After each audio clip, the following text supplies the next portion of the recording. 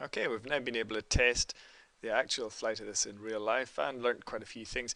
I've modified this drawing to match what we may want to work on next. I'll be doing a lot of sewing, I guess, again.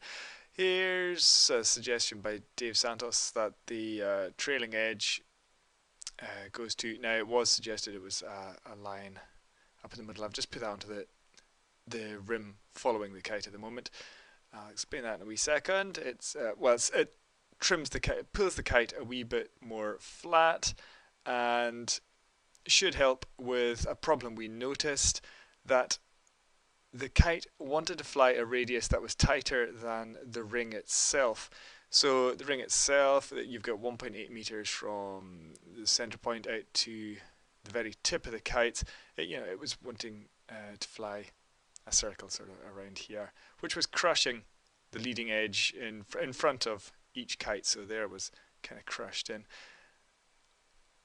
I've changed from the previous model. I've set these staged along here, the bridling on the out, so it's flattened out these kites. The bank angle, as we've called it lately, I think you can see it there, and this and sweep angle, we could change those in order to adjust the same characteristic of flight. So if we put the sweep angle, the kite was further back here, it would be trying to fly out from the ring a bit more. You might not get so much power out of it. The bank angle, again, if you had it further in like the kite was, I've actually put it further out here. If you had it further in, it's going to lift the ring out and sort of inflate the ring. This is going to tend to get more power with this high bank angle here, and again it's probably going to want to crush this a wee bit more at this point, so but you're going to get more power out, I'd reckon.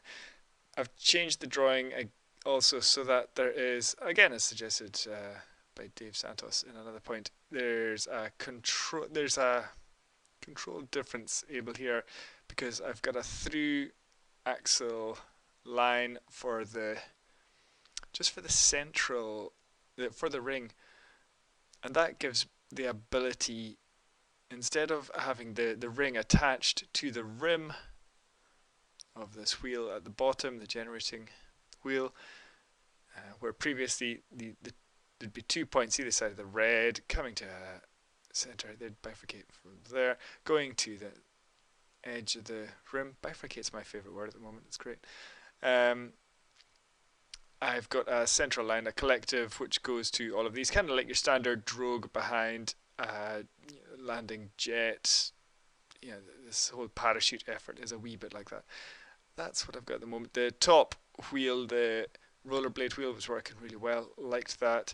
I've also got these elastics from the top ring onto the top of the kites to keep them splayed out, keep them lifted out whilst it's in the air. If the wind is really low, the top one would tend to fall on previous efforts. It could either, without that there, it could fall right in, even though you've got the spar, the sort of mast part. I've got a T-piece on this ring that's here. There's a carbon ring all the way around inside this cloth. It goes up through the inside edge of these kites. So that just holds everything back, that wee bit of elastic. And this one, as we've said, hopefully keeps the kite flat, gets it flying a more open radius as it goes round. Let me know what you think. Hopefully these improvements meet with your approval. Cheers.